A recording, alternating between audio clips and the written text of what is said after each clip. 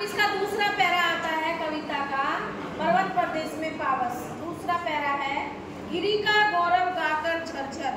अब जो पहाड़ है, पहाड़ पे से झरना गिर रहा है नीचे, पहाड़ पे से ऊपर से झरना गिर रहा है और वो झरझर झरझर की आवाज कर रहा है। तो कैसा लगता है वो?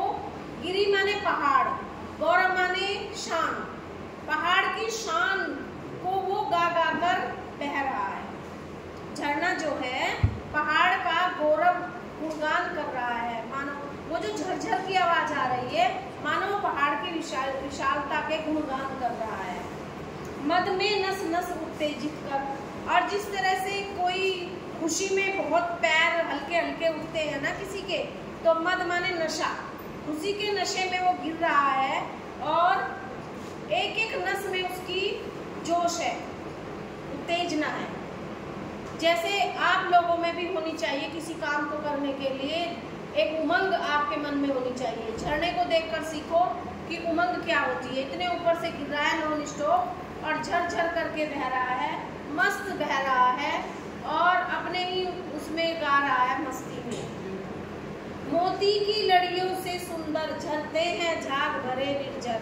अब जो झरना बह रहा है, पहली बात तो पर्वत का गुणगान कर रहा है, दूसरी बात वो जो जब नीचे गिरता है तो उसकी कुछ कुछ बूंदे इधर उधर फैलती हैं। ऊंचाई से गिर रहा है ना, तो वो ऐसे लगती है जैसे मोती बिखर रहे हो, माला की लड़ियों के मोती बिखर रहे हैं जैसे।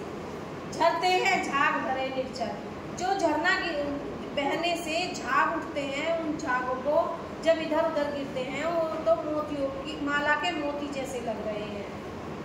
गिरिवर के उर से उठ उठकर, पहाड़ों के उर माने हृदय, पहाड़ों के हृदय से उठ उठकर उच्च आकांक्षाओं से तरवर, तरवर माने पेड़, जो पेड़ उसके पहाड़ के ऊपर खड़े हैं पेड़, उच्च आकांक्षाओं, जैसे मनुष्य की इच्छाएं होती है बड़ी बड़ी, तो कभी को लगता है ये पहाड़ पर उगे पेड़ की इच्छाएं हैं। है झांक रहा नीरव नभ पर, नीरव माने शाम, वो ऊपर आकाश जो है, नभ माने आकाश, शांत आकाश के पार झांकना चाहते हैं वो। अनिमेष अटल कुछ चिंता पर, उन्हें इस बात की फिक्र है कि हमें ये देखना है कि आसमान के पार क्या है। पहाड़ की इच्छाएं हैं ये देखने की कि आकाश के पार क्या है, और वे इच्छाएं कौन सी हैं? पेड़। जैसे मनुष्य के मन में आकांक्षाएं उठती हैं, इच्छाएं उठती हैं, पहाड़ की इच्छाएं और आकांक्षाएं पेड़ है। तो इतना सुंदर वर्णन कवि ने इसमें